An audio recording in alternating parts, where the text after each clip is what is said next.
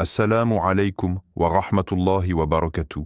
Mes chers frères et sœurs en islam, bienvenue sur cette chaîne, un espace de lumière, de rappel et de connexion avec notre Créateur. Ici, chaque mot vise à nourrir l'âme, à éveiller les cœurs et à nous rapprocher d'Allah. Qu'Allah vous récompense pour votre présence, qu'il purifie vos intentions et qu'il fasse de cette chaîne une source de khayr pour nous tous. Restez connectés, car chaque vidéo est une invitation à revenir à l'essentiel, à revenir à Allah. Barakallahu fikum. Visuel suggéré, une maison sombre, une porte entr'ouverte laissant passer une lueur inquiétante. Des ombres se déplacent à l'intérieur, comme si elles attendaient quelqu'un. L'atmosphère est silencieuse, presque pesante, mais une lumière tremblante révèle qu'il existe toujours un chemin vers la vérité. Narration développée. 822 mots. On grandit avec l'idée que la famille est un refuge, un lieu où l'on se sent compris, protégé, aimé, un abri contre les tempêtes du monde. Et pourtant, combien de fois la famille devient-elle, malgré son sang, source de blessures invisibles? Allah, dans sa sagesse infinie, nous avertit. Même au sein du sang, il peut y avoir des épreuves. Il dit « Ô vous qui croyez, parmi vos épouses et vos enfants, il y a des ennemis pour vous. Prenez-y garde. » Coran 64,14. Lis ces mots lentement. Parmi tes proches, certains, consciemment ou inconsciemment, peuvent s'opposer à ce qui est droit, à ce qui est juste, à ce qui élève ton âme. Ce n'est pas une malédiction, c'est une réalité spirituelle que beaucoup refusent de voir. Imagine un jeune homme qui grandit dans une maison où ses frères ou ses cousins ridiculisent sa foi, se moquent de sa prière et le poussent à faire des choix contraires à sa conscience. Il aime sa famille. Il souhaite leur affection, leur approbation, mais à quel prix? Jusqu'où est-il prêt à fermer les yeux sur la vérité pour rester accepté? Souviens-toi de l'histoire d'Ibrahim, Abraham, paix sur lui. Son propre père était un fabricant d'idoles, et pourtant Ibrahim aimait son père. Il parlait avec respect, mais il n'a jamais compromis sa foi. Quand son père l'invitait à suivre le chemin des idoles, Ibrahim a dit avec fermeté « Ô mon père, je crains pour toi le châtiment du tout miséricordieux. » Coran 19,45. La famille, parfois, est l'endroit où se joue le plus grand test de loyauté envers Allah. Car aimer quelqu'un qui nous pousse vers le péché est une épreuve bien plus lourde que celle de faire face à un étranger hostile. Prenons l'exemple de Youssouf, Joseph, paix sur lui. Ses propres frères, ceux avec qui il avait partagé son enfance, sa maison, ses jeux et ses secrets, ont comploté contre lui. Ils ont transformé leur jalousie en action destructrice, le jetant dans un puits et le laissant à l'abandon. Et pourtant, Allah avait prévu un chemin plus grand pour lui. Le sang ne protège pas de l'injustice, ni l'affection de la trahison. Le Coran nous enseigne aussi « Et ne mêlez pas le bien et le mal dans votre jugement. » Coran 2,42. Appliqué à la famille, cela signifie « Le lien de sang ne doit jamais te rendre aveugle face au mal. » L'amour familial ne doit pas te détourner de la justice, ni te faire accepter l'inacceptable. Combien de fois avons-nous ignoré nos propres ressentis pour ne pas blesser un proche? Combien de fois avons-nous toléré des paroles ou des actes qui nous nuisaient simplement parce qu'ils venaient de quelqu'un que nous appelons famille? Allah nous invite à une introspection radicale. Regarde ton cœur. Regarde tes actions. Es-tu en train de préserver ta foi et ton intégrité? Ou es-tu en train de te perdre pour un sourire, un regard ou une approbation familiale? Il y a une profondeur dans ce test que peu réalisent. Ce n'est pas la colère ou le ressentiment qui compte. Ce n'est pas le fait de couper le contact ou de fuir. C'est la conscience que ton cœur reste pur, que ta foi reste intacte, que ton âme n'est pas corrompue par le compromis. Imagine un jardin. Ta foi est la graine et ta famille, le sol où elle pousse. Certains sols sont fertiles, nourrissants, protecteurs. Mais parfois, même un sol proche, familier, peut contenir des pierres invisibles, des racines invasives qui étouffent la graine. Allah t'enseigne à observer, à discerner, et à savoir où planter ton énergie et ton amour, afin que la bénédiction de la foi grandisse, même si certains proches ne l'acceptent pas. Et il y a un autre aspect, la patience. Parfois, Allah teste notre endurance et notre sagesse dans la gestion de ses relations. La distance n'est pas toujours un rejet. Parfois, elle est un choix stratégique de protection de l'âme. Comme le dit le Coran, « Et ne tuez pas vos âmes. Certes, Allah est miséricordieux envers vous. » Coran 4:29. Prends soin de ton cœur avant de t'occuper des blessures des autres. Si la famille devient un lieu où ton âme est blessée, où ta foi est attaquée, il est parfois nécessaire de créer des limites, non par haine, mais par préservation. Question pour ton âme. As-tu déjà fermé les yeux sur l'injustice, simplement parce qu'elle venait d'un proche? Et plus encore, as-tu déjà osé regarder en toi et te demander si ton affection aveugle te poussait à négliger ton devoir envers Allah et ton propre cœur? Cette première épreuve, reconnaître que la famille peut être une source de test, est le premier pas vers une conscience plus profonde, un cœur plus fort et une foi plus solide. Visuel suggéré, une silhouette maternelle ou paternelle, douce en apparence, mais une ombre noire plane derrière elle. Les traits sont à moitié dans la lumière, à moitié dans l'ombre, illustrant la dualité entre l'affection apparente et le danger spirituel. Narration développée, 810 mots. Il y a une vérité que beaucoup hésitent à accepter. L'amour d'un parent, aussi sincère soit-il, ne garantit pas toujours la guidance. Parfois, il peut devenir un piège subtil, une ombre douce qui détourne du droit chemin. Souviens-toi de l'histoire d'Ibrahim, Abraham, paix sur lui. Son propre père, Azar, fabriquait des idoles, et il voulait qu'Ibrahim suive la même voie. Pourtant, malgré la tendresse d'un fils envers son père, Ibrahim sut que la fidélité à Allah surpassait l'amour humain. Il s'adressa à lui avec respect et fermeté. « Ô mon père, n'adore pas le diable, car le diable est certes rebelle envers le tout miséricordieux. » Coran 19:44. Ces mots ne sont pas de la désobéissance gratuite. Ils sont la manifestation d'une conscience éveillée. Ibrahim aimait son père, mais il aimait encore plus Allah. Et parfois, aimer Allah signifie s'éloigner de ceux qui nous tirent vers le mal, même lorsqu'il s'agit de parents. Pense à la complexité de la vie. Certains parents peuvent te pousser à mentir pour préserver leur image. D'autres peuvent te convaincre de choisir un chemin qui satisfait leurs désirs, mais qui éloigne ton cœur de la foi. C'est une épreuve silencieuse. On ne la voit pas dans les grandes histoires, mais elle se joue chaque jour dans des milliers de foyers. Imagine un jeune homme ou une jeune fille qui veut prier, jeûner, respecter les commandements, mais dont le parent critique ses choix. Chaque sourire de parent peut cacher un jugement, chaque mot doux peut contenir une pression subtile pour te détourner de ta conscience. Allah dit « Et nous avons commandé à l'homme la bienveillance envers ses parents.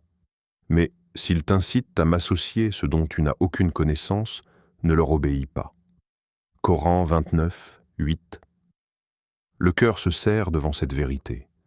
Il n'est pas facile de marcher entre l'amour filial et la droiture spirituelle. Mais c'est une marche que chaque croyant est appelé à faire. Souviens-toi encore de Moïse, Moussa, paix sur lui. Quand il s'éleva pour défendre le droit et appeler à la justice, il affronta des figures d'autorité qui lui étaient proches. Le conflit ne venait pas toujours d'étrangers. Parfois, il venait de ceux qu'il aimait et respectait le plus. Ainsi, Allah teste non seulement ta foi, mais ta capacité à discerner le bien du mal, même lorsque le mal provient de ceux que tu chéris. La loyauté envers les hommes ne doit jamais surpasser la loyauté envers ton Créateur. Imagine maintenant la tension dans une maison. Un parent, plein de bonnes intentions à leurs yeux, t'incite à délaisser la prière pour préserver l'unité familiale. ou à abandonner une action juste pour éviter un conflit. Chaque concession semble minime, mais chacune t'éloigne un peu plus de la vérité. Et c'est là que réside la subtilité de l'épreuve. La souffrance n'est pas dans l'hostilité ouverte, mais dans la douceur qui te détourne de ton devoir spirituel. Une main qui berce, un regard tendre, mais un cœur qui te pousse vers le compromis. Le prophète a enseigné, celui qui voit son père ou sa mère lui demander de faire quelque chose qui déplaît à Allah, qu'il refuse avec respect et douceur. Hadith rapporté par Ahmad. C'est un équilibre délicat. Refuser avec insistance pourrait blesser le parent, mais céder pourrait briser ton âme. Allah ne veut pas que tu détruises ton cœur dans l'amour humain, mais il ne veut pas non plus que tu sois cruel ou injuste. Question intérieure. Jusqu'où es-tu prêt à aller pour protéger ta foi, même face à ceux que tu aimes le plus? As-tu le courage d'Ibrahim, qui parlait à son père avec respect, mais sans compromis sur la vérité? As-tu la force de reconnaître que parfois, l'amour ne suffit pas à guider et que l'obéissance ultime doit être envers Allah seul? Et n'oublie jamais, le choix de la distance ou de la mise en garde n'est jamais un rejet de l'amour, mais un acte de préservation de l'âme. La patience, la prière et la clarté de la conscience deviennent des boucliers invisibles. Imagine une lumière douce dans l'ombre de la maison. Cette lumière est ton cœur éveillé. Aucun regard, aucun mot, aucune pression ne peut éteindre cette flamme si elle brûle pour Allah. Et chaque fois que tu choisis la foi, malgré la tentation humaine, cette lumière grandit, le défi est immense, mais la récompense est infinie. La tranquillité de l'âme, la certitude du chemin droit et l'assurance qu'Allah observe et protège ton choix. Visuel suggéré, deux frères marchant ensemble sur un chemin lumineux, mais l'un projette une ombre sombre sur l'autre. La lumière révèle la jalousie invisible qui plane dans l'air, tandis que le paysage semble paisible en surface. Narration développée. 820 mots. Parfois, le plus grand danger ne vient pas de l'étranger, ni du voisin, ni de celui que tu ne connais pas. Parfois, le danger habite sous ton toit. Il porte ton sang, partage ton nom et rit avec toi à table. Youssouf, Joseph, paix sur lui, connaît cette réalité mieux que quiconque. Ses frères, ceux qui partageant sa maison, son enfance, ses jeux et ses souvenirs, ont transformé leur jalousie en trahison. Allah dit, lorsqu'ils dirent « Joseph et son frère sont plus aimés de notre père que nous, tuons Joseph ou éloignez-le dans quelque terre. » Coran 12, 8 à 9. Lis ces mots lentement. Le danger ne vient pas toujours d'un ennemi connu.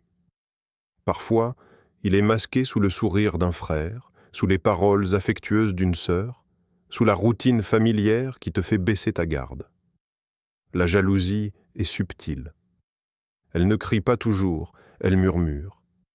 Elle peut se cacher derrière des compliments, derrière des conseils, derrière une apparence de bienveillance. Et c'est là que le test d'Allah se révèle, reconnaître ce qui est sincère et ce qui est teinté de malveillance. Imagine un frère qui te sourit chaque matin, mais qui cherche à diminuer tes réussites, à saboter ton bonheur, ou à semer des doutes sur tes choix.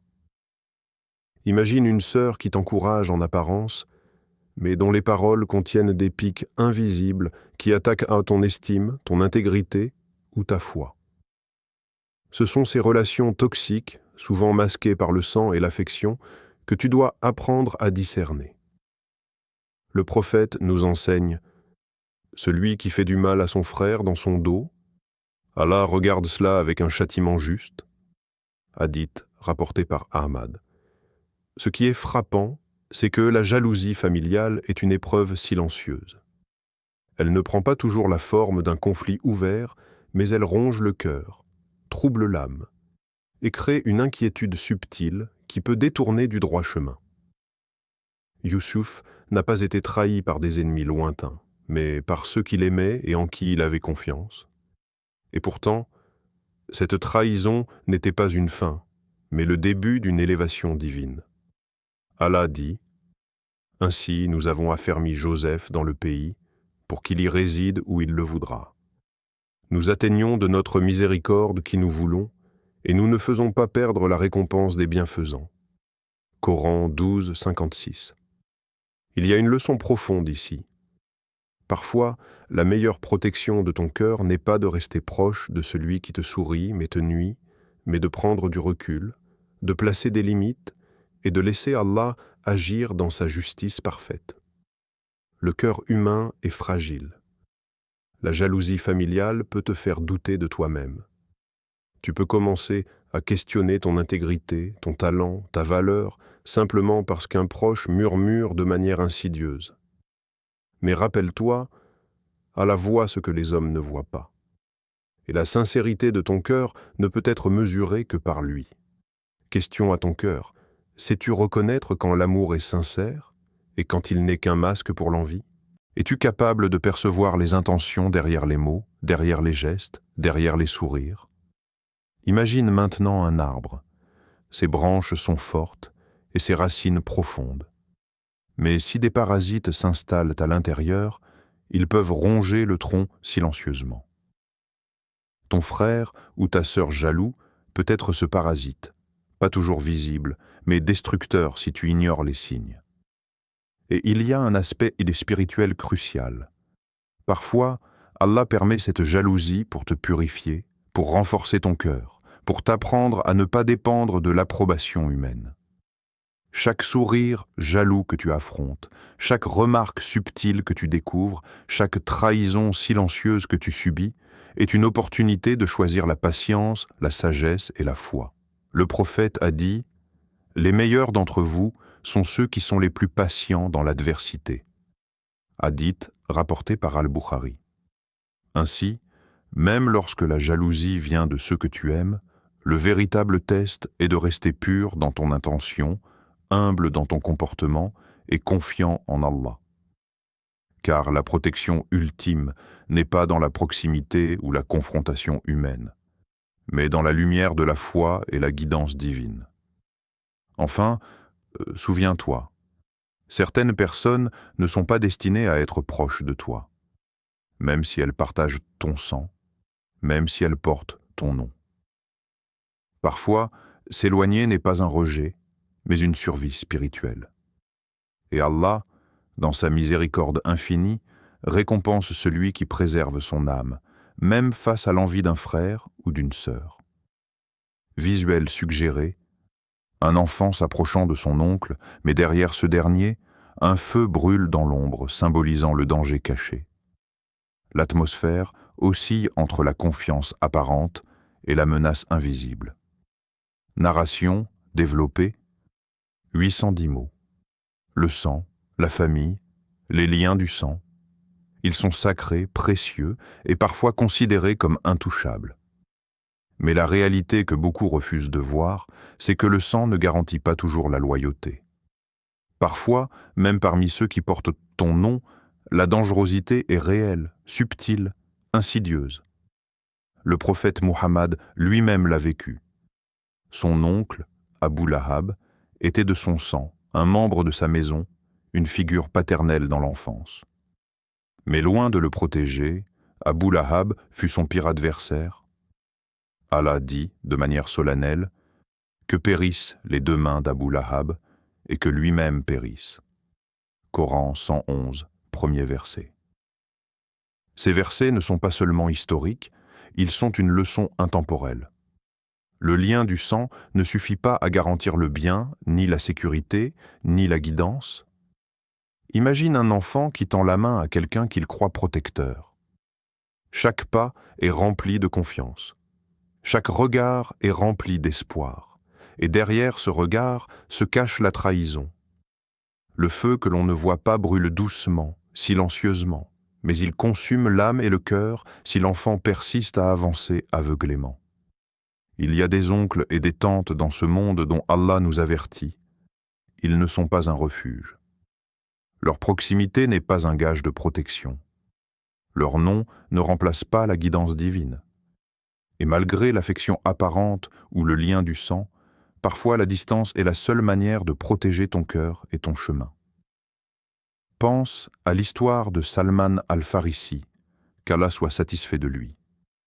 Lorsqu'il cherchait la vérité, il dut s'éloigner de certaines personnes de sa famille qui le retenaient dans l'ignorance ou l'illusion.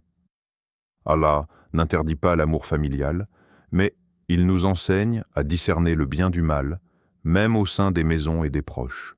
Le prophète a dit « Les corrupteurs, ce sont ceux qui sèment la discorde entre les gens. » Hadith rapporté par Ahmad.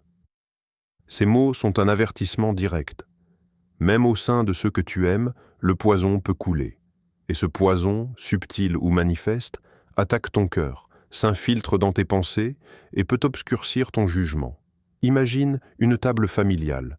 Les plats sont délicieux, mais l'air est chargé d'hostilité invisible. Un mot mal placé, un regard en coin, un sourire qui cache la critique.